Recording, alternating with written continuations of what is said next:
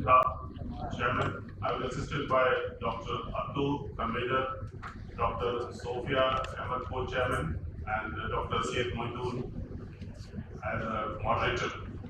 So I think you must have been aware that your presentation duration will be of 6 minutes, and the 4 minutes will be for any discussion that the chair or the delegate do. So you must stick to your time because. Good morning, everyone, and thank you AIOC for the wonderful opportunity. So, my topic is comparison of outcomes of combination therapy, which is ranibizumab plus transferon and ranibizumab monotherapy in treatment-naive macular edema in diabetic retinopathy and retinal affections. Have no conflicts of interest or no financial disclosures. As we all know, diabetic retinopathy and retinal venous occlusions are the two major retinal vascular diseases worldwide in people aged 20 to 74 for DR and over 65 years for RBO, and macular edema is the principal cause of visual loss and blindness in these cases.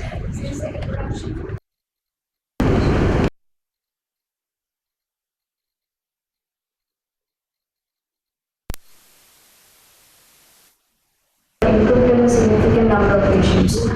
The combination of intravitreal steroid and anti-VEGF therapeutic agents could potentially have synergistic effects for treating macular edema in DR and RBO.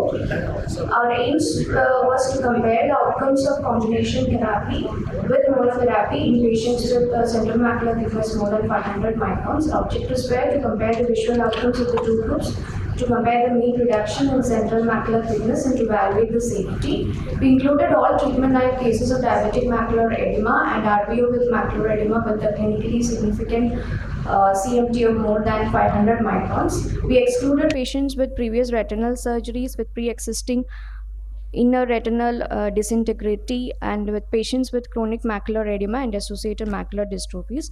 It was a single-center prospective study design. The study period was 6 months with 3 months of follow-up. Institutional Ethical Committee approval and written informed consent was obtained. So we included 54 eyes of 50 patients and was grouped into A and B. A received combination and B received monotherapy. Baseline IOP, visual acuity, anterior segment and fundus examinations were done for all the patients, and OCTs were obtained in spectralis, spectral domain OCTs.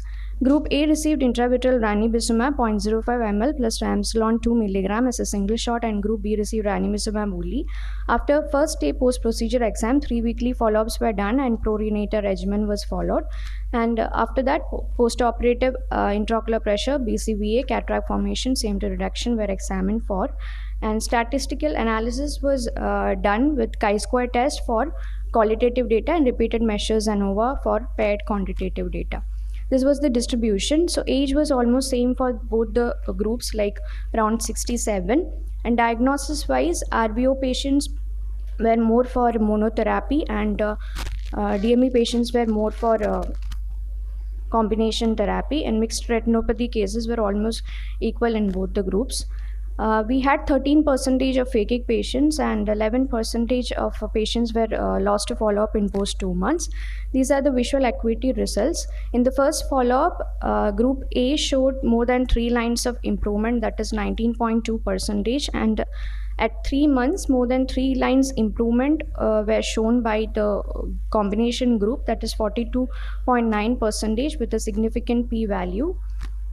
And these are the results for the central macular thickness distribution. We can see that both combination and monotherapy patients in the first 3 weeks, it was almost parallel, and afterwards monotherapy showed a rise in the CMT and which required repeated injections. IOP trend was a little bit comparatively higher in combination therapy, but still it was within safety margins only, and there was no evidence of increased cataract formation in combination therapy patients. To summarize, combination therapy patients had 3 lines of visual acuity improvement in the first 3 weeks itself, and they showed good maintenance with single dose post 3 months, and IOP was also within safe margins and no cataract formation, and monotherapy required average of 2.4 injections for the same effect. The limitation of the study is it requires more sample and definitely extended follow-up periods. To conclude, combination therapy was safe and it had a significant gain in visual acuity, and CMT reduction was also improved with lesser number of injections, and it reduces the treatment burden, and it shows better cost effectiveness, especially in developing nations like India. Thank you for your patient listening.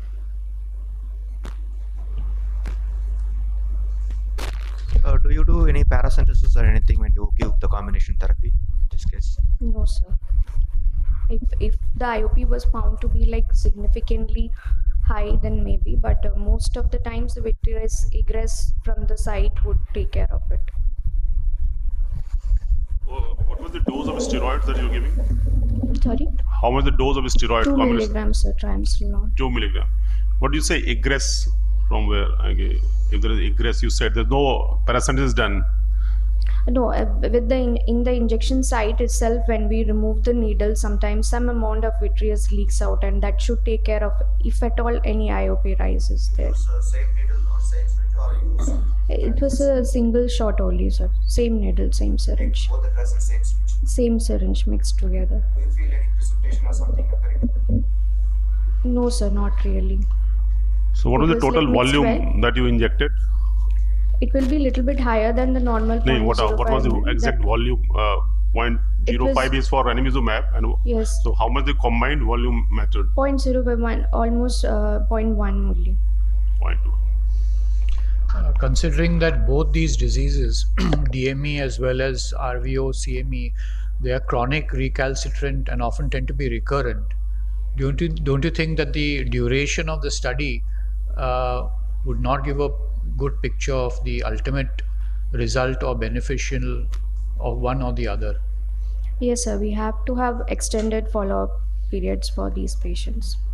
Okay. And do you think that just one shot of combination is adequate for patients who have even edema greater than 500 microns? Is it did you find a consistent positive response in all cases? Were there cases which did not respond? There were cases which did not respond definitely, like when we followed up the patients for more period, but the number was not significant to comment on the results exactly. Thank you. Thank you, sir.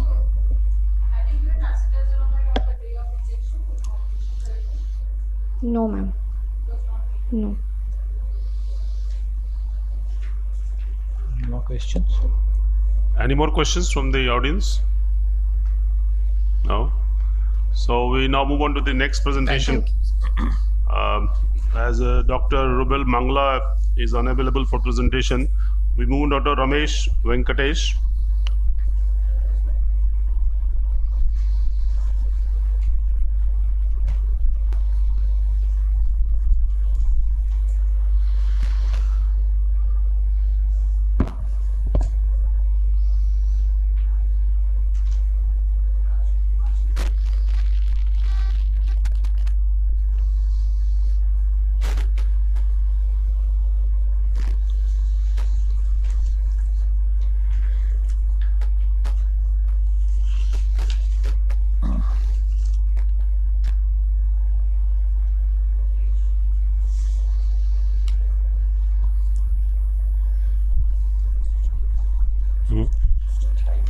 I think they start. I think they have the Can I Six start? and start. And the lights go off, please. Lights off. You can start. Yeah. Good morning, everyone. Today I will be presenting my free paper on onion ring sign on the spectral domain OCT in diabetic macular edema, its evolution and outcomes. So we know that hard exudates is a combination of lipid and proteinaceous materials such as the fibrinogen and the fibrin, and they happen because of vascular leakage and impaired retinal barrier. Hard exudates are not only seen in diabetic retinopathy and diabetic macular edema, but they are also seen in diseases like the polypoidal choroidal vasculopathy, Coats disease, and even aneurysmal lesions, which are including the RAM and the PEVAC diseases which are present. Cholesterol crystals are basically seen in patients with deranged lipid metabolism, and they occur as a result of the precipitation of the lipid-laden macrophages. So in AMD, cholesterol crystals are seen on the OCT as sub-RP, hyperreflective, multi-layered crystals, horizontal lines which are present. And this has been typically described in the AMD, both in the neovascular and the non-neovascular diseases, as the onion ring sign. Cholesterol crystals in DME have not been described yet, and hence we decided to do this study. So the aim of the study was to report the evolution and the outcomes of the cholesterol crystals, which are seen as hyperreflective crystalline deposits on the spectral domain OCT in patients with diabetic maculopathy or diabetic macular edema. So the methodology involved DME identifying the cases of diabetic macular edema between 2017 to 2021. It was a retrospective study, and where you evaluated on the OCT for the presence of the hyperreflective crystalline deposits.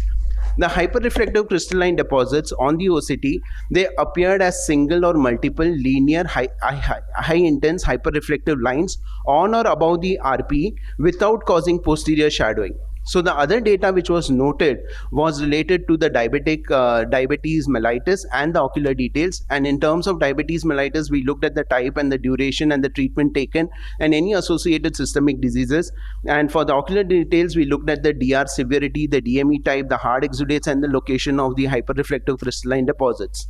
So we looked at 2,571 eyes of 1837 patients on the OCT for the hyperreflective crystalline deposits, and we identified only 2% of the patients had 2% of the eyes had hyperreflective crystalline deposits. Now, when you look at this table, you can see that there are some important findings which come to us, that at the time when the crystalline deposits were noted, the HbA1c levels were very high. The patients who were taking lipid-lowering drugs such as the statins were around 80%, and the logmar visual acuity was around 20/160. Now, when you look at prior to the development of the HCD, this is very important, where we found that before the HCD actually developed, the visual acuity in these patients were much better. It was 20/76, and the median time taken for the patient to develop an hyperreflective crystalline deposit was around 27 months. Now, when you look at the visual acuity before and after, and some relevant information before and after the development, you can see there is a decrease in the visual acuity, and also the patients who are taking lipid-lowering agents were much more at the time when the HCD was developed. So this is a photograph of a patient who has shown the development of the hyperreflective crystalline deposits. I just want you all to focus on this central lesion which is present in the middle retinal layers at the foveal region, where you can see the hyperreflective crystalline deposits developing over a period of time. When you look at the visual acuity differences between eyes with and without the HCD, you can see that when the HCD was involving the fovea, the visual acuity had significantly reduced, and this reduction was always maintained. So the important takeaway points from the results were that HCDs are uncommon. They are seen in patients with deranged cholesterol metabolism. They occur over a period of 28 months. The development of the HCD is associated with poor visual acuity, and the HCD at the fovea leads to a poor visual acuity. We had some limitations. It was a retrospective study, the small sample size. We did not evaluate the response of the HCD with different treatment modalities, and we lacked OCT angiography in this case because it would have told about the visual acuity changes which we would have seen. So the cholesterol crystals are not hard exudate plaques. Mainly people say that these are hard exudate plaques, and they are not hard exudate plaques because they are appearing golden yellow in color on the clinical examination. And when you look at the OCT, you can see that at the fovea, you have these horizontal lines which do not cause shadowing. And on the right side of the OCT, you can see the typical hard exudates which show the shadowing for you. So onion ring sign at the fovea in DME indicates poor prognosis, and it is one of the poor prognosticating markers in addition to the drill and the ELM and the EZ discontinuity which we see in most cases. Thank you very much.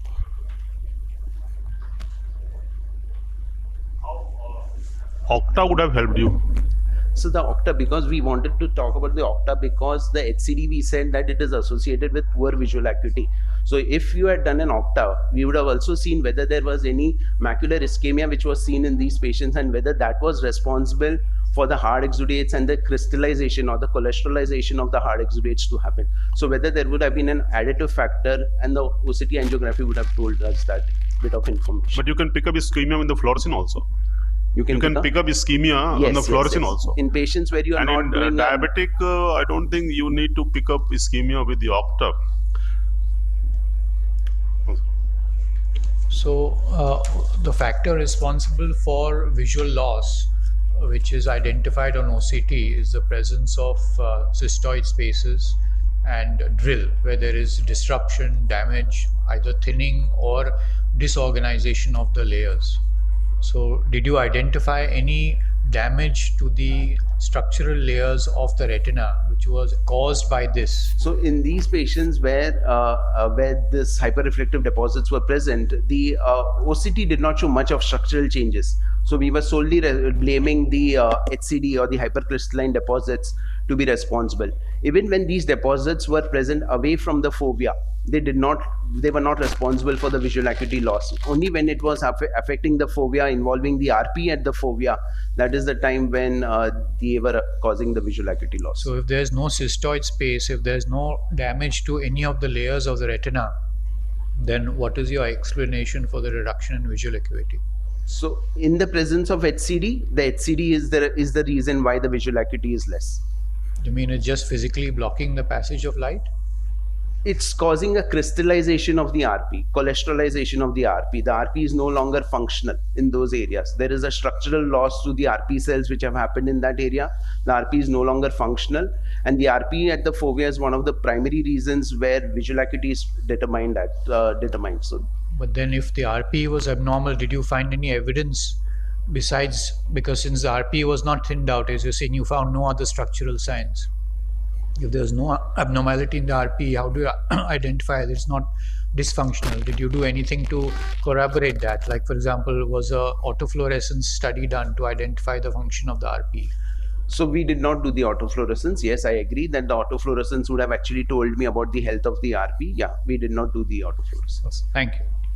You told the different treatment modalities had an influence in so this. we just wanted to know whether these hyperreflective crystalline deposits, when they are present in the middle retinal layers, that is the outer plexiform, if we give a steroid or if we give a different anti-VEGF, how did it respond? Does it go away? Was it present? So that kind of analysis with respect to the different treatment modalities was not done in this. Not related to systemic drugs. Systemic drugs, what we found is that all these patients who developed the crystalline deposits, they were patients who were already on cholesterol lowering drugs. So they already indicated that these patients were hypercholesterolemic cases. So yeah, we did not see whether the cholesterol lowering drugs means a patient who's coming fresh to us and was not on cholesterol lowering drugs. And if we were started on cholesterol lowering drugs, what happens? We did not see that because it was a retrospective study.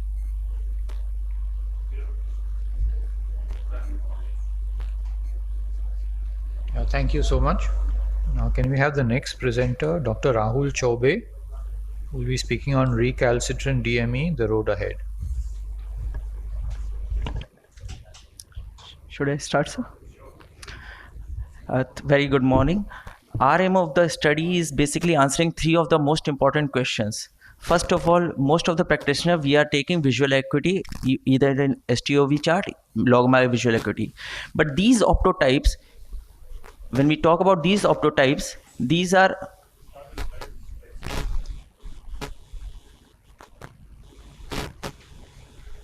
when we talk about the optotypes, these are high contrast optotypes, but we haven't taken about anything about the contrast sensitivity. Secondly, when we talk about the OCT, we see about central retinal thickness, but we have already seen that the central retinal thickness does not very collaborate with the visual acuity. And third, the most important, after multiple ranibizumab injection, what's the answer to the patient? Does the switchover actually helps us out? One of the most common microvascular complication of diabetic retinopathy is diabetes is diabetic retinopathy. DME is the most important cause, and we all understand anti-VEGF is the most important therapy. In 2012, ranibizumab got the FDA approval, and 2014, aflibercept. And Protocol T already showed that aflibercept over a 1 year period is doing quite better than bevacizumab and ranibizumab. However, the superiority of aflibercept does not relate after 2 years in vision less than 20/50. And all three anti-VEGF agents had similar visual outcome in patients with baseline visual acuity of better than 20/40. So visual acuity is a measure of the spatial resolving ability of the visual system under usually condition of high contrast, and visual acuity evaluation alone may be inadequate as the real world consists of not only black and white but also shades of gray where images blend in with backgrounds. So contrast sensitivity determines the smallest amount of contrast required to be able to see a target. It defines the threshold between the visible and the invisible. And DR has been shown to be associated with abnormal reduced contrast sensitivity. So our study was to investigate the changes in CS, visual acuity, CRT in recalcitrant diabetic macular edema patient who are switched from long-term ranibizumab treatment to aflibercept. It was a prospective interventional open-label, non-controlled single-center study of 20 patients with 30 eyes.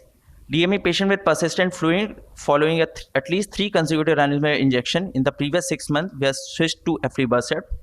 Subject received 3 consecutive loading dose of 2 mg at 4-week interval.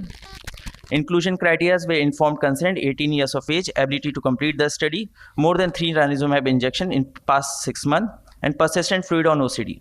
Exclusion criteria were intraocular pressure more than 25, previous retinal surgeries, anti-VEGF treatment prior in less than 30 days, any intravitreal steroid treatment within prior 6 months. So coming to the results, I will be talking about 3 important results. The contrast sensitivity improved in all the cases who are switched from ranibizumab to aflibercept. CRT reduced in all the cases from baseline to at 12 weeks. And long-term BCVA also improved after 12 weeks. Coming to a discussion, there is a functional and anatomical improvement following treatment switch to aflibercept from ranibizumab in recalcitrant DME patient. A statistical significant improvement in CS was seen. It is possible that a short-term loss of efficacy might have occurred with anti-VEGF therapy, a phenomenon known as tachyphylaxis with ranibizumab. Aflibercept has markedly greater binding affinity to VEGF-A than ranibizumab. And if we see, I would like to point out, it also affects on VEGF-A with VEGFR1, VEGFR2. It also has a significant role on VEGF-B and placental growth factor. If we talk about the placental growth factor, it is not about the cytokine which not only stimulate the angiogenesis, it maintains the angiogenesis also.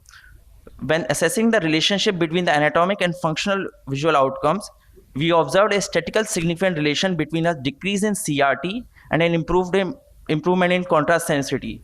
In comparison, a relative weaker relationship between the CRT and BCVA was seen. The study did not include a washout period, which is not typically employed in clinical practice when considering a switch in pharmacological agents. And many daily visual tasks, such as reading, driving, and face recognition, are highly dependent on contrast sensitivity. And CS has been shown to be a strong predictor of real-world performance. To conclude, DME cases exhibiting suboptimal response to anti-VEGF therapy remains a clinical challenge. Aflibercept from ranibizumab in these patients led to positive anatomic and visual function outcomes, resulting in statistical significant improvement.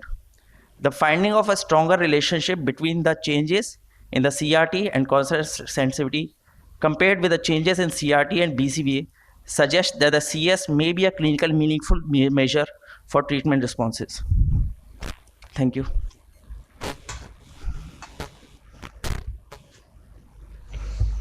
So, since this is a treatment carried out over many months, and since it is known that systemic control is equally important when it comes to control of DME, and there is no mention of any monitoring of the systemic status of HbA1c or blood pressure during the course of the study, how do we know that those factors did or did not play a role? So we had a protocol for 3 things we were usually measuring: hemoglobin better than 10 gram percentage, HbA1c less than 8, and total triglyceride less than 250. That was our clinical criteria for. If the patient has all these measured below this, we are continuing with the switchover. Dr. Rao, don't you think you have been partial to aflibercept? See, in diabetes, it's not easy to try them in 3 months injection. So you flip the study, inject first aflibercept, the fluid doesn't go down, and then you inject ranibizumab. So it's a bit of a short duration that you can decide about the effectiveness of a particular antibiotic. But that is a different game. It's not really like a local effect. It's a whole fountain. So it will take a longer time, I think, to conclude that which way we should go. So this is study contrast was sensitivity is a definitely thing that we all will look forward to. So, okay. Thank you, sir.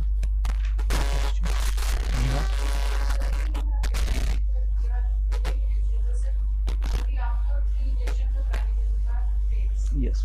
So, have you injected in, when you have seen that it's not responding to 1 or 2 injections, have you tried the same treatments? Ma'am, and this was a study protocol, but generally we don't continue with the ranibizumab because of the financial constraint.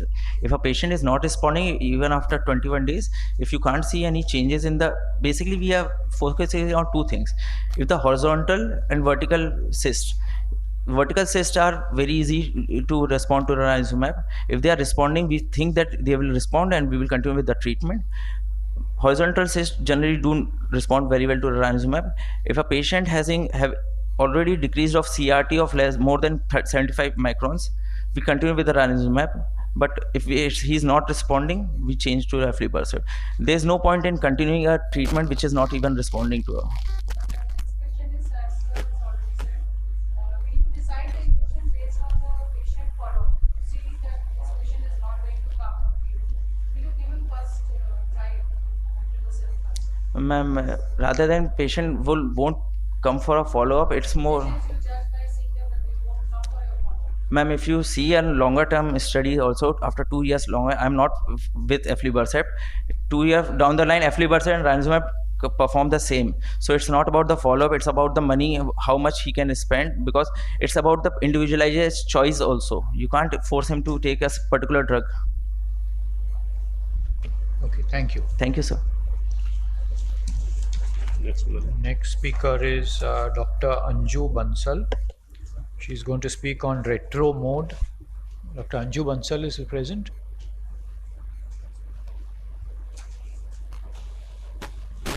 She's going to speak on retro mode. Does it provide newer insight into dry age-related macular degeneration?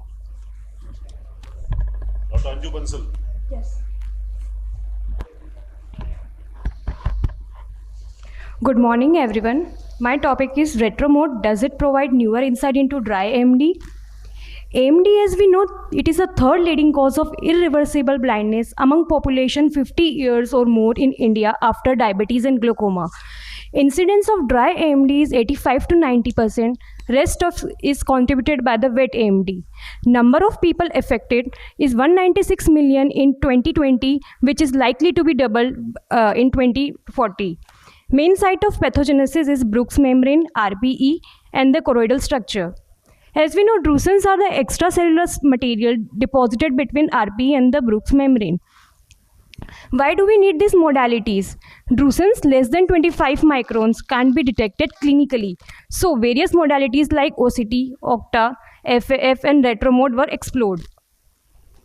Retromode is specifically designed for the RBE status. It incorporates the infrared lasers with the property of deeper penetration. It has right deviated and the left deviated aperture. Advantages: it is a sensitive modality for detecting drusen and the smaller drusens which are easily detected compared to the color fundus photo. It gives directional information and the subtle features of the low-lying drusen. It gives accurate characterization of the retinochoroidal deposits and can detect the smallest alteration. Aim of our study was to study the role of retromode in the early detection and to compare it with other pre-existing available modalities on the multimodal imaging system in dry AMD. It was a prospective, observational, and the cross-sectional study done on 409 eyes of the 207 patients. For the study purpose, 3 groups were made according to the size and the number of drusen. Group 1, no AMD, Group 2, early AMD, and Group 3, intermediate AMD, which were further classified into 2 subgroups. Subgroup A, eyes with drusen size 63 to 125 microns, and subgroup B with drusen size 125 to 250 microns. Mentioned below are the exclusion criteria. Drusen size less than 63 microns were giving the number more false count rate, so that were not included in our study. This is the color fundus photo, FF, OCT, and retromode picture of no AMD, early AMD, and the intermediate AMD. Apart from this, subfoveal choroidal thickness was also measured using the EDI OCT and also vessel density on the OCTA using these 9 quadrants of ETDRS. This is how we measure the number of drusens using the software dot counter, and area was marked manually and counted using the software ImageJ. Results. This is the demographic profile of the patient. This is the comparison of the number of drusen detected by the color fundus photo, FAF and retro mode in various stages of AMD, which shows the significant difference. Apart from, we also compared color fundus photo with retro mode, with FAF and the retro mode. And also the extent of disease. We can see here, the area of extent was more calculated by the retro mode. And as the disease advances, the thickness of the choroid and the choriocapillaries decreased. This is the pattern trend. And we compare the vessel density on the octave with the color fundus photo, FAF and retro mode. As we can see, as the disease advances from no AMD to early to intermediate AMD, the vessel density decreases in each quadrant of the 9 quadrant of ETDRS. So, lesser the severity of disease and the smaller the size of drusen, more chances of false positive counts. FF shows more number of drusen compared to the color fundus photo and retro mode in smaller size drusen in early detection of the disease. As the deposition becomes more defined, that is in the intermediate stage, pickup is more on the retro mode. So to conclude, retro mode is found to be better diagnostic modality than the color fundus photo in detecting more number of drusen and also in the area of involvement. Retro mode findings were correlatable with the octave in the various stages of the disease. Though superior, as found in our study, this mode can't replace other modalities at present. It can act as a complementary investigation in early detection of this disease. Limitation: this was a cross-sectional one-time study. Further longitudinal studies are needed to prove superiority of the modalities over present modalities. Artifacts and therefore false positive counts can't be eliminated. Thank you.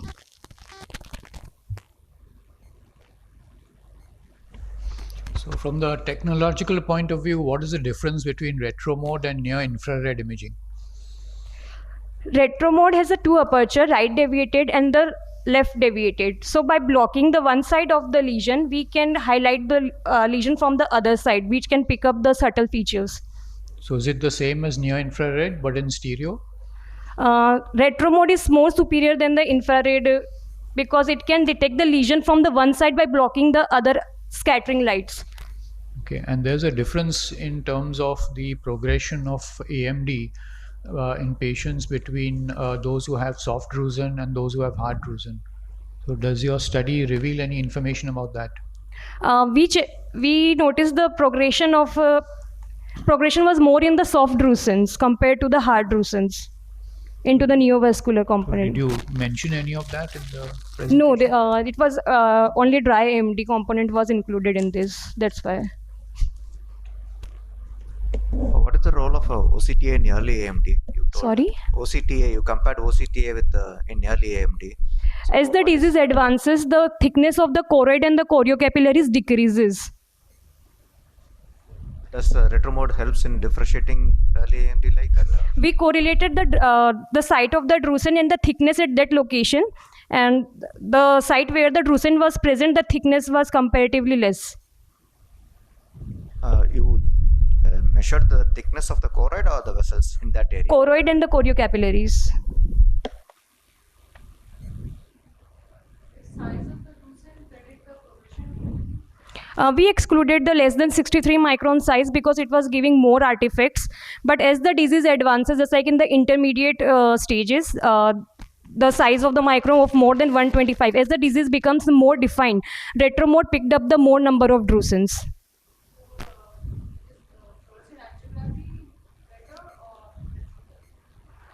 Fluorescent angiography is an invasive mode of, that's why retro mode is better. Okay, thank you. Thank you.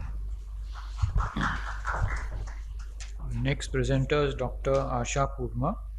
She'll be speaking on functional and morphological changes in eyes with CNVM switched to intravitreal brolucizumab.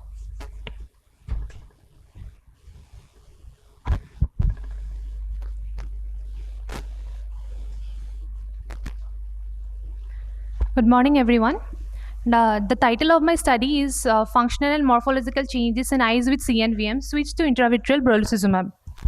As we all know, neovascular AMD and PCV is a chronic disease. Slides.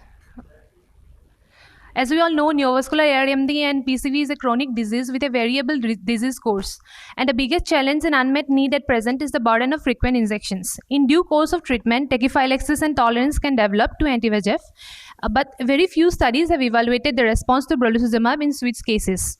So we aim to study the functional and morphological changes in eyes with type 1 CNVM in neovascular AMD and PCV switched from any other anti-VEGF to intravitreal brolucizumab. Our primary outcomes were change in central macular thickness and best corrected visual acuity, and secondary outcomes were change in subretinal fluid, intraretinal fluid, pigment epithelial detachment height, and change in mean number of injections. It was a retrospective study and a single-center study. We included patients more than 50 years of age with type 1 CNVM in neovascular AMD and PCV with subfoveal polyp on ICGA, who had been previously treated with more than or equal to 3 anti-VEGF injections before switching to brolucizumab, and who had a minimum duration of 6 months after first dose of brolucizumab. We excluded patients who had any coexistent retinal disease affecting the macula or any previous history of uveitis. So we collected all the data from EMR of patients who were switched to brolucizumab, and we studied the BCVA and OCT parameters immediately before the last other anti-VEGF, which was represented as M1 at the time of switch, and at 1, 3, and 6 months after first dose of brolucizumab. All the patients were examined after one week of the injection, and further intravitreal brolucizumab was given on a PRN basis if persistent SRF was seen, or there was increase in SRF or IRF, or more than one line drop in enhanced visual acuity, and presence of hemorrhage clinically. The decision for switch was taken if there was inadequate anatomical response to 3 anti-VEGF, 3 other anti-VEGF, or patients who were requiring frequent injections at an interval of 4 to 6 weeks. We studied 46 eyes of 44 patients, and majority of them were male. Mean age was 71.34. Mean duration of follow-up after the switch was 8.1 months. An interval between repeat brolucizumab and the first dose of brolucizumab was an average of 4.65 months. 16 patients had received bevacizumab prior to switch, and around 14 patients had received only ranibizumab, 6 had received aflibercept, and 10 patients had received multiple switches. These are the primary outcomes. We can see that at M0, the baseline was 417.34, and at 1 month after the switch, there was significant reduction in CMT, which was maintained at 3 months and also at 6 months, and it was statistically significant. In mean change in BCVA, at baseline it was 0.56, and at 1 month there was few letters gain. However, it was not statistically significant. Before the last other anti-VEGF, 80.4% of the patient had SRF, which changed to 67.1, and at 1 month, 18.8% of the patient all had SRF. But at 6 months, there was recurrence of SRF. However, most patients had a stable amount of SRF that is less than 200 microns.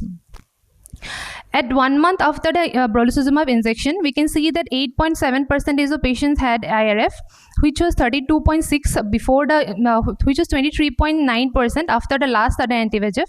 And at 3 months and 6 months, there was gradual increase in the percentage of patients who had IRF. There was a similar trend was seen in PED height. A significant reduction was seen after the first dose of brolucizumab, and we did not encounter any episode of intraocular inflammation or vasculitis or arterial occlusions during the entire follow-up period. Around 1.77 number of injections of brolucizumab were needed after the switch within 6 months, as compared to an average of 3.04 injections 6 months before the switch. I'm presenting two representative cases. In the first case, on the left-hand side, we can see there was poor response to 3 doses of ranibizumab, and just after the first dose of brolucizumab, there was complete resolution of the SRF and reduction in PED height, which was maintained through 3 months up to 6 months. This is a similar case in which the patient had received 2 switches of bevacizumab and ranibizumab with persistent SRF and IRF, and after brolucizumab, complete resolution of IRF and SRF was seen, which was maintained up to 6 months. So coming to my discussion, most studies which were present, international and Indian studies, show similar result in switch cases. At 6 months, most of the patients' SRF had increased. However, it was a tolerable amount of less than 200 microns. We did not encounter any incident of intraocular inflammation. However, Hawk and Harrier trial had reported a high amount of intraocular inflammation.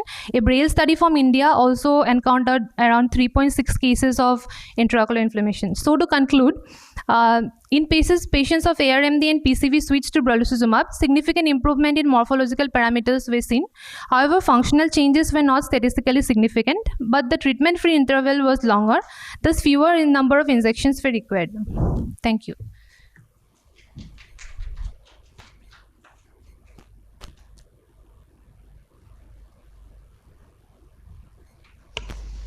So you mentioned that if fluid was present even at 6 months, Yes, sir. it was tolerated. So do you go by the policy that no amount of fluid is good, or do you feel that some amount of fluid is to be tolerated? I think so. Some amount of fluid can be tolerated if the BCVA is same, like if it is stable, if the best corrected visual acuity is not changing. But what about the counter thought of people who say that no amount of fluid, particularly presence of fluid within the retina, intraretinal fluid, is not acceptable? So in that case, was any decision taken to treat these patients? If there was a drop in vision along with increase in compartmental fluid, intravitreal injections were given. So the treatment was based on functional testing, not on the OCT. It was based on both, but after giving two or three injections of brolucizumab or other injections, if the best corrected visual acuity was maintained with some reduction of SRF, we continued with that amount of fluid. This BCVA is Snellen acuity. Pardon, sir? Snellen acuity vision chart. Snellen. Yes, sir. We measured in Snellen's chart, but converted it into logMAR. But the normal, say, perception is that ARMD dry macula. Diabetic, you may compromise because you possibly can never make it dry totally. Yes, sir. Okay. Patients with PED, Yes, sir. better improvement with brolucizumab or With brolucizumab, ma'am. With all patients had PED, ma'am. Yes, ma'am. I had PED. Since you treated both patients with IPCV as well as non-IPCV neovascular AMD, Yes, sir. was there a difference between the two groups? So both groups showed similar results. Like You in did not terms, see any change in the size or the regression of the polypoidal lesions? we didn't. ICZA was done only at the screen at the baseline, sir. We did not repeat ICZA to check for polyp regression. But Dr. Giridhar has written many papers on Yes, sir. using SDOCT itself to identify the size, location, Yes, and sir. regression pattern of. Based on OCT, there was like complete regression of PEDs in most of the cases. I'm talking about the polypoidal lesions. Yes, sir. The polypoidal lesions which were at the site of PEDs, those reduced. So most probably from OCT we can assume that polyps has regressed. Okay, not shown any example of that. Okay, thank you. Thank you, sir. Some confusion about the presentation on next paper. So we move on. Meanwhile, move on to the paper presentation by Dr. Surabhi Sane. 22922.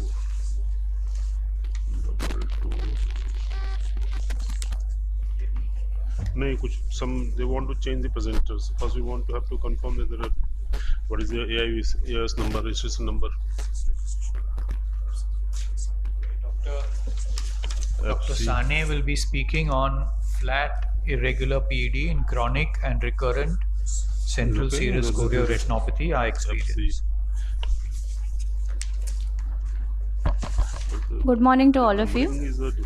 I shall be sharing our experience on flat irregular pigment epithelial detachment in chronic and recurrent central serous chorioretinopathy. I have no financial disclosures to make. So central serous chorioretinopathy, the characteristic features are serous retinal detachments, mainly involving the macula, and the other characteristic feature is pigment epithelium detachment. When the duration of the disease is more than 6 months, we term it as chronic CSC. In acute CSC, we get focal PEDs, whereas in chronic CSC, we commonly come across irregular or dimpled PEDs with a low height, and we can distinctly see the Bruch membrane underneath the PED. So these are termed as flat irregular PEDs. As we can see here in the picture, there's a flat irregular PED, and the Bruch membrane is clearly seen underneath the PED. It is important to detect these FIPEDs because it has been shown that the resolution of SRF was found to be significantly lower in presence of FIPEDs compared to focal PEDs, and they may respond better to intravitreal anti-VEGF agents. When these FIPEDs are associated with a type 1 CNV, it has a worse visual prognosis. So with this background, I come to our study. The aim of the study was to assess the rate of FIPEDs in chronic and/or recurrent CSC. It was a retrospective observational study with consecutive patients with chronic or recurrent CSC included who presented between January 2018 to July 2022. We define chronic CSC as persistence of serous retinal detachment for at least 6 months, and recurrent CSC was defined as an episode of acute CSC following a previous episode with a complete resolution of neurosensory retinal detachment in between.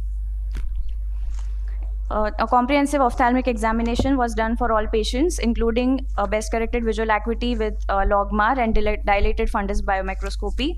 Optical coherence tomography with Cirrus HD OCT 5000 was done to detect FIPEDs and also to determine subfoveal choroidal thickness. OCT angiography was done to detect a type 1 choroidal neovascular membrane, which was defined as a pathological flow in the outer retinal slab or the RP sub-RP slab in the area of the FIPED. If a 3x3 mm scan did not detect a CNV, the absence was confirmed on a 6x6 mm scan as well. All slabs were sequentially checked to avoid projection artifacts. So I come to the results. 31 eyes of 28 patients were included, out of which 25, that is 89% patients were male. The mean age was 47.7 years. Mean logMAR best corrected visual acuity was 0.28. 12 out of 31 eyes had a previous history of treatment for CSC, out of which 10 had focal laser, one eye each had focal laser and photodynamic therapy, and PDT with anti-VEGF injection. The mean subfoveal choroidal thickness was 393.4 microns. So we detected FIPEDs in 22, that is 71% of the eyes, and a CNV was detected within these FIPEDs in 8, that is 36.3% of eyes. The sub-RP space was at least partially hyper-reflective in all the FIPEDs which were associated with CNV. So this is a representative photograph. On the left-hand side in image A and B, we can see an FIPED with type 1 CNV. And on the right-hand side in images C and D, we can see an FIPED, but there's no CNV detected. It has been proposed that a long-standing PED in chronic CSC can cause Bruch membrane disruption, and that can result in CNV formation. Female gender, choroidal vascular hyperpermeability, poor vision at baseline, old age, and FIPED with a larger width and RP thickening are few of the risk factors associated with development of CNV. It is important to discriminate between the avascular and vascular FIPEDs as it has a prognostic significance. Conventional dye angiography is not very helpful in detecting CNVs, as the late hyperfluorescence and the ill-defined leakages which are seen on the dye angiography, they are obscured by window defects caused by RP atrophy due to the chronic RP dysfunction in chronic CSC. OCTA, on the other hand, is a non-invasive modality. It does not have the disadvantages of the dye angiography, and it has a sensitivity of 86 to 100% and a specificity of 96 to 100% for detecting CNV in chronic CSC. So in our study, we detected CNV in 36.3% of eyes in the FIPD area, compared to the previous studies in which 18.9% and 35.6% respectively CNVs were detected. These are few of the limitations of our study. A selection bias due to retrospective nature of the study, a relatively small sample size were some of the limitations. We did not temporally evaluate the FIPDs and CNV formation. Eyes with previous treatment for chronic CSC were included and not excluded, and the diurnal variation in choroidal thickness was not accounted for. So to conclude, FIPDs were found in 70% of chronic and recurrent CSC eyes. CNV was detected in more than 1/3 of these eyes, and further long-term studies required to illustrate the natural history of FIPDs as well as the potential role of anti-VEGF in presence of FIPDs with or without CNV needs to be studied. Thank you.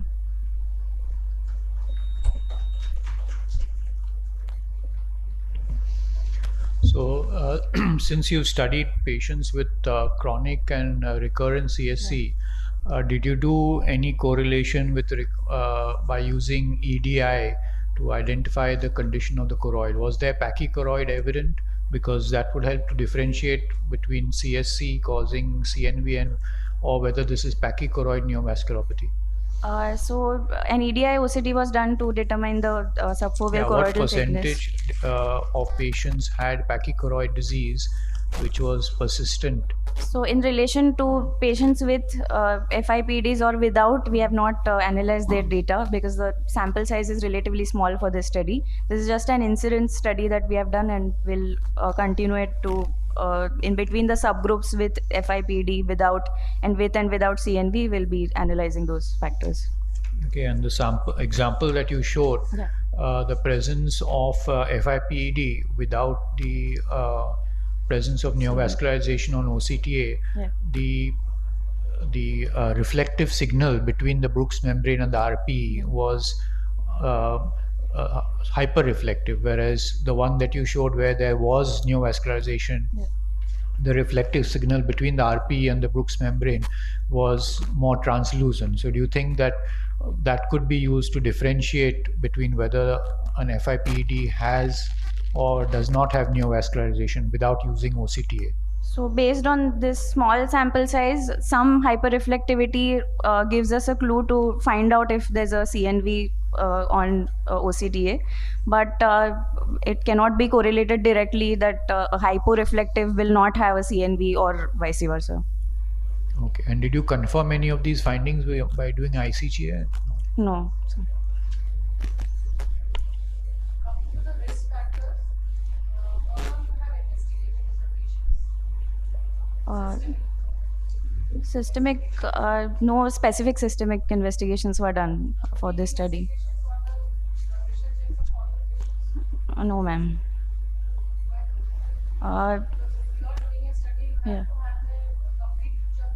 So as part of the general systemic examination that was done as part of the routine hospital visits, but it has not been mentioned in any of the previous studies that hypertension has any role with the incidence of FIPDs. But she will not be marked. Age of next, she is allowed to present, but she will not be considered for the Not. Yeah. Not thought about it, but absent, presenting her absence. We shall include it in the continuation of the study. Yeah. Okay. Thank you. Thank you. Next speaker is Dr. Ayushi Sardana, presenting on correlation of OCT biomarker, ROSE, and CMT in diabetic macular edema, a tertiary care hospital study. Dr. Ayushi, I think you are aware that you are not ratified still. You are not a ratified member, so you will not be considered for the marking. Okay.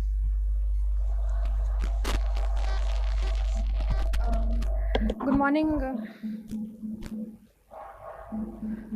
Good morning, everybody. I am Dr. Ayushi. I am presenting on correlation of prognostic OCT biomarker PROS, that is photoreceptor outer segment length, and central macular thickness in diabetic macular edema. Diabetic macular edema, as we know, is the most important complication of diabetic retinopathy. Optical coherence tomography is a non-invasive, non-contact imaging method and has gained immense popularity and importance. Analysis of qualitative and quantitative data from OCT can bring about significant changes in the management of diabetic macular edema. The inclusion criteria that we took were adult patients of both sexes and patients diagnosed with macular edema on screening patients of diabetes. The exclusion criteria was that we excluded patients of all other ocular diseases and of advanced media opacities. Any prior history of ocular trauma or surgery were excluded. It was a prospective interventional study done at our RAO Prayagraj for a period of 1 year, and 50 eyes of 46 patients were taken. Our aim was to assess correlation between novel OCT biomarker PROS, that is photoreceptor outer segment length, and its correlate it with central macular thickness and with best corrected visual acuity in diabetic macular edema that was treated with intravitreal anti-VEGF. After explaining the procedures, written informed consent was taken and all systemic history was done, and routine ophthalmic examination was done, including visual acuity, slit lamp examination, tonometry, fundus, and OCT imaging that was done with SDOCT using OCT macula 3D wide 12 by 9 mm scans. Now the measurement of photoreceptor outer segment length was done as we can see in this picture. A perpendicular was drawn from the center of fovea to the retinal pigment epithelium, that is the most hyperreflective outer layer, and 500 micron on either side of the perpendicular was taken to delineate the 1 mm central area. Now from the inner border of RP up to the inner border of IS-OS junction, we measured the photoreceptor outer segment length. So in this patient first, the pre-injection PROS was 16 micron, and we evaluated the patients at 4, 8 and 12 weeks, and repeated doses of Prorineta intravitreal ranibizumab was given when we found that CMT remained above 275 microns. So in this pre-injection was 16 micron. At 12 weeks, we found it increased to 30 micron. The second patient pre-injection PROS was 20 microns, and at 12 weeks, it was 27 microns. I hope you can see the vertical length of the photoreceptor outer segment length that I have delineated here. The patient 3 pre-injection photoreceptor outer segment length was 20 micron, and at 12 weeks after injection was 27 microns. So the pre-injection photoreceptor outer segment length was correlated with the mean CMT and mean logMAR BCVA at 12 weeks, and we found a negative correlation for both of these, which was statistically significant for central macular thickness but not so for mean logMAR BCVA. We also found that the mean length of PROS gradually increased from pre-injection up to 12 weeks, but the increase between the pre-injection and the 12 weeks was not statistically significant.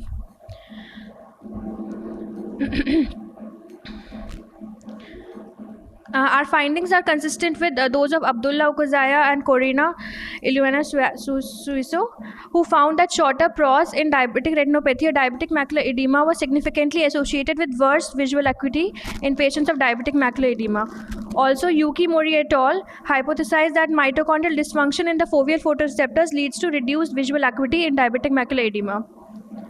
In this study, we used an advanced OCT machine that is Topcon OCT Maestro 2 with inbuilt ImageNet 6 capture software that allowed for very fine manual measurements.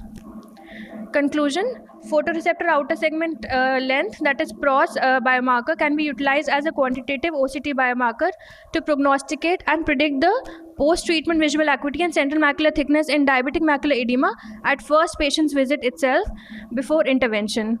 Although its measurement may be limited by presence of sensory neural detachment and hard exudates at the fovea. Therefore, better automated ways may be required with more sample size for a better accuracy. These were my references. Thank you.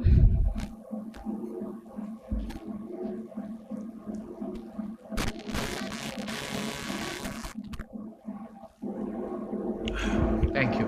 Thank you, sir. Our next speaker is Dr. Sarang Hansraj.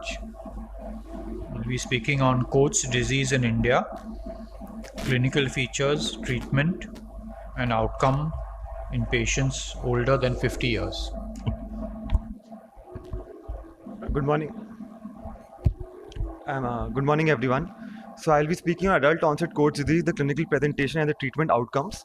There are no financial conflicts of interest. So as we know, Coats disease is an idiopathic retinal vasculopathy with often accompaniment with the intraretinal or subretinal exudation, and it was described in detail by Dr. Shields' group. In 2004, the adult onset variant of Coats disease was described in patients who present at age 35 years or later. In a study conducted by our institute a year ago, we found that 17% of patients belong to the fourth decade onwards, and we decided to investigate further into this subset of data. So the aim of the study is to understand the clinical presentation and treatment outcomes of individuals with Coats disease who presented age 35 years or later. And the primary objective was to understand the demographic details and clinical features, while the secondary outcome measure was to understand the treatment modalities and the outcomes associated. It was a retrospective observational study conducted at the tertiary care and secondary care centers of the LV Prasad Eye Network in the 4 states of Telangana, Andhra Pradesh, Karnataka, and Orissa for a period of 10 years from August 2010 to January 2021. The data was extracted from the EMR and then tabulated into Microsoft Excel spreadsheets. Only those eyes were analyzed which were treatment naive on presentation and or greater of age 35 years. Clinical features, imaging modalities, as well as treatment outcomes were then analyzed. We classified the data as per Shields classification from stage 1 to stage 5 as published in 2001. We also classified the abnormalities into 3 regions of the retina, whether involving the macula, whether the posterior-most extent is involving between the equator and the aura and the macula, or if the posterior-most extent is in the periphery of the retina. The anatomical change was then further classified depending on the change at final presentation into whether there was improvement of the disease, whether disease resolved, whether disease worsened, or it was stable. This was an anatomical classification. So 69 patients with 74 eyes presented with and classified for adult onset Coats disease. 16 patients were lost for follow-up at the first visit and were not included in further analysis. Of the 58 eyes, 53 eyes were treated, 2 eyes were observed, and in 3 cases it was deemed that it is best to leave the eye without any intervention. The mean age of the presentation of the patient was 50 years of age, and as we can see, the maximum incidence was seen in the 4th decade of life from between 35 to 44 years of age. Majority of the patients were male, and almost 93% were of unilateral presentation. The presenting visual acuity at baseline was 20/200 or 1 at logMAR. However, 1/3 of the patients had visual acuity less than 20/400 and classified as blind as per WHO classification. Clinically, the most common feature was the presence of hard exudates and microaneurysms. In a few cases, subfoveal hyperreflected nodule and glaucoma was also seen.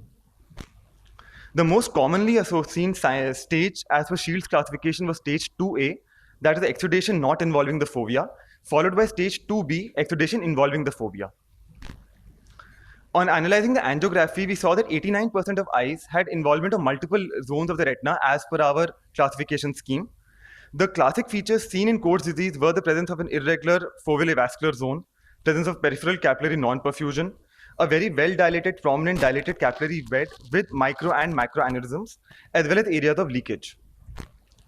OCT showed that the most common signs were the presence of intraretinal fluid and hard exudates. However, the disorganization of the retinal inner layers, as well as the presence of a central peak massive edema, something similar to vein occlusion, was also seen in a few patients. Most of the patients underwent treatment, and the most common modality of treatment was laser photocoagulation with or without intravitreal anti-VEGFs or intravitreal steroid injections. The eyes which did not require intravitreal agents required 1.5 sessions of laser. However, the eyes requiring intravitreal agents required 2 sessions of laser for resolution or treatment. Anatomically, we see that most of the cases, in fact 90% of the eyes, showed improvement structurally with treatment. However, the change in visual outcome was not significant, and the pre and post treatment change in visual acuity was not statistically significant. Even after the final follow-up, 1/3 of the eyes had visual acuity less than 20/400, similar to the baseline presentation. The strengths of our study were that it was a hospital-based study, therefore all the stages of Coats disease could be seen, and it is the largest cohort of adult onset Coats disease as of current literature. However, it was retrospective in nature, and multiple patients were treated with multiple physicians. And since Coats disease is a rare disease, there is no fixed treatment regimen, so that would be a limitation. I would like to conclude that adult onset Coats disease is a rare disease, predominantly affecting male. 1/3 of patients will present with blindness at onset. Treatment is good for structural stabilization, however, visual gains are not significant. And none of the patients of adult onset Coats disease, in contrast to pediatric version, required any intervention surgically. Thank you.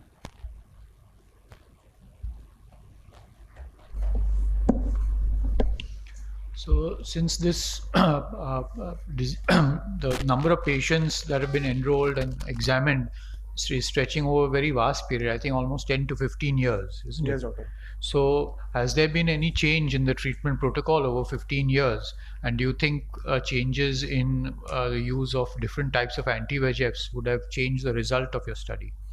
So at our institute, even from the study period, we were utilizing intravitreal anti-VEGFs or intravitreal steroids. And since there's no published literature regarding efficacy of one over the other, it was left to the discretion of the treating physician to treat as they felt pertinent. That is a limitation, but we did not find any difference depending on which agent was used. But don't you think that over 15 years, the treatment protocol would likely have changed, or were there any changes, or the same consistent protocol was used for all patients for 15 years across different centers, right? It's not one place. Yes, doctor. The consistent feature of treatment was laser or cryotherapy. Intravitreal anti-VEGF were only utilized if there was macular edema or subretinal fluid did not allow for photocoagulation. So we still, the guidelines or the consistent feature was use of laser or cryotherapy. Now, what I'm trying to emphasize is that since this was done, the treatment was done at different, the clinical features and the treatment was done at different centers, there can be some kind of modification or bias because of individual surgeon defining what protocol they would use, because there's no fixed protocol of treatment which was defined in this presentation. Yes, doctor, definitely. That is the limitation. No fixed criteria. You know, normally there are certain, when in a trial, when a treatment is given, there are very fixed criteria. If this is present, then this is the way to treatment, and everybody follows that protocol. Whereas here, this is multi-centric and different surgeons are treating. So there could be a bias produced because of differences of the individual surgeons treating different stages of the disease over 10-15 years. I agree, doctor. But at the same time, this was more of a real-world study. It's not possible sometimes to follow fixed protocols. But over the course of 10 years, treatment does change, and that is a limitation. Do you think that at any point you might confuse it with the PCV? Sorry, doctor? Polypoidal vasculopathy. Can you think that at any point this surgeon can make a mix-up with the diagnosis, and how to come over it? One may if one is seeing a patient with old age, massive exudation, but our angiographic features are very different from PCV. We have seen that 89% eyes had multiple areas of zones of retinal involvement. That is highly unlikely in PCV. The macula will be involved. In our cases, 90% eyes involve the extramacular region between the equator and the macula. So angiography, therefore, if there's a dilemma, I think macular angiography will help in that. Fluorescent angiography. Definitely.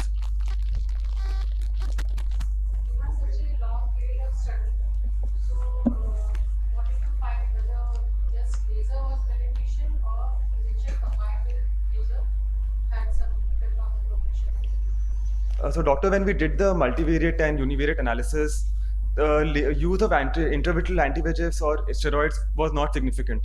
What was most significant was the baseline visual acuity, presence of subfoveal fluid, presence of glaucoma. These were more significant. The treatment modality did not make a difference.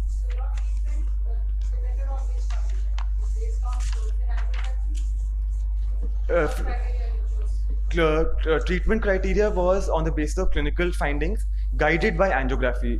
Treatment of Coats disease has to be with angiography guidance, multiple sessions. One treatment at one time does not lead to resolution. So, and the aim of these intravitreal agents was actually to help in laser, or if there's intraretinal fluid, to help in resolution of the intraretinal fluid. You included patient beyond 35 years also, but here you have quoted like 50 years. So yes, doctor, actually we had started with analysis of age greater than 50 years of age. but on reviewing literature, we found that it's been defined at 35. Also, patients beyond 50 often belong to the rural centers who were lost to follow-up, and analysis was not leading to any further information. Okay, thank you. Thank you. We thank all the presenters for their excellent presentations and the effort put in. You can have your results from the Office of Scientific. For the next session, right? You have left.